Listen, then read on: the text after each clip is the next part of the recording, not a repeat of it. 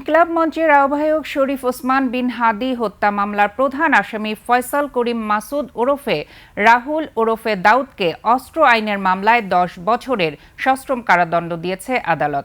বৃহস্পতিবার ঢাকার অতিরিক্ত মহানগর দায়রা জজ মাহমুদুল মোহসিন এ মামলার রায় ঘোষণা করেন। এর আগে গত রোববার মামলাটির যুক্তিতর্ক উপস্থাপন শেষে আদালত রায় ঘোষণার এদিন ধার্য করে। মামলার অভিযোগে বলা হয়েছে ২০২৪ সালের ৭ নভেম্বর দুপুর ২:৩০টার দিকে মাদক কারবারি সন্দেহে আদাবর থেকে আটক করে র্যাব। পরে তাকে নিয়ে তার বাসায় অভিযান চালানো হয়। সেখান থেকে ৪ রাউন্ড গুলিসহ বিদেশি পিস্তল উদ্ধার করা হয়। এ সময় তাকে অস্ত্রের বৈধ কাগজপত্র দেখাতে বললে তিনি কোনো কাগজপত্র দেখাতে পারেননি। এ ঘটনায় ৮ নভেম্বর আদাবর থানায় অস্ত্র আইনে মামলা করা হয়। মামলাটি তদন্ত করে ফয়সাল করিমকে অভিযুক্ত করে গত বছরের ২৮ মার্চ আদাবর থানার উপপরিদর্শক জাহিদ হাসান আদালতে চার্জশিট জমা দেন।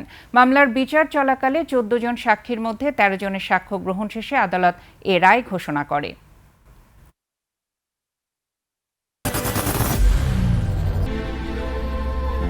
I am Ox. ফয়সাল করিম মাসুদ উরফে রাহুল, যিনি শহীদ ওসমান হাদির তাকে গুলি করে হত্যা করা ছিল, ওই মামলায় তিনি অন্যতম আসামি এবং তিনি বর্তমানে ভারতে বন্দী অবস্থায় আছেন। সেই ফয়সাল করিম মাসুদের বিরুদ্ধে এর পূর্বে একটি অস্ত্র আইনের মামলা হয়েছিল, সেটা হলো আদাবর থানায়।